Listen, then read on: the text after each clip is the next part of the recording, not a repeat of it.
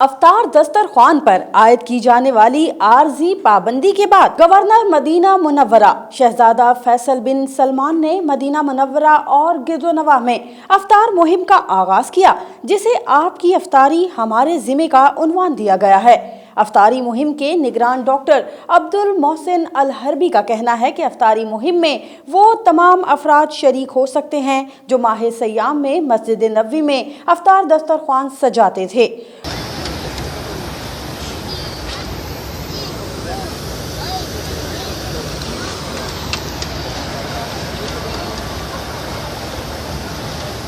انہوں نے کہا کہ رضاکار یومیہ 5000 پیکٹس تقسیم کر رہے ہیں جو مدینہ منورہ اور اطراف کی بستیوں میں رہنے والے ضرورت مندوں میں بھی تقسیم کیے جا رہے ہیں۔ المدينة المنورة فتحت لهم نافذة للعطاء، وهي من خلال حملة فطوركم علينا سلة إفطار صائم تصل للفرد الواحد تكفيه لمدة شهر كامل.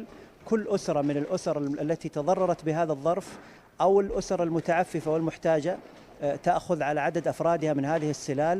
السلة تتكون من 19 صنف. ها هنا هذه أصناف السلة الرمضانية. يبقى طبق الدجاج، عفوا كرتون دجاج متكامل، وكذلك طبق البيض والخبز. 19 صنف تكفي للفرد الواحد لمدة شهر كامل. الشباب الآن في التعبئة، كل يوم بإذن الله تعالى ينزل إلى الميدان 5000 سلة توزع في المدينة وفي محافظاتها. دكتور، حدثني عن عمل هؤلاء المتطوعين، كيف يقومون بأعمالهم وعدد السفر التي تستهدفون توزيعها خلال شهر رمضان. استثمار المتطوعين وفتح المجال لأبناء المدينة المنورة.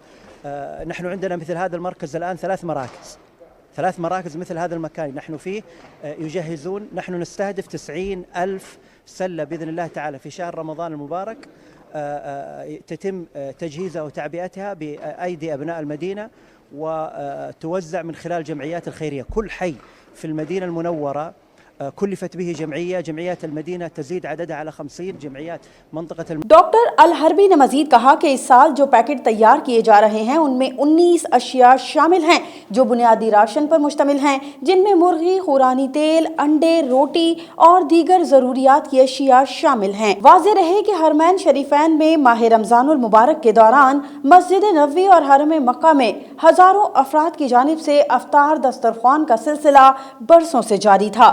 اس سال کورونا وائرس کی وجہ سے حرمین میں اس پروگرام کو عارضی طور پر بند کیا گیا ہے۔ جہانگیر خان، DNN نیوز، سعودی عرب، جدہ۔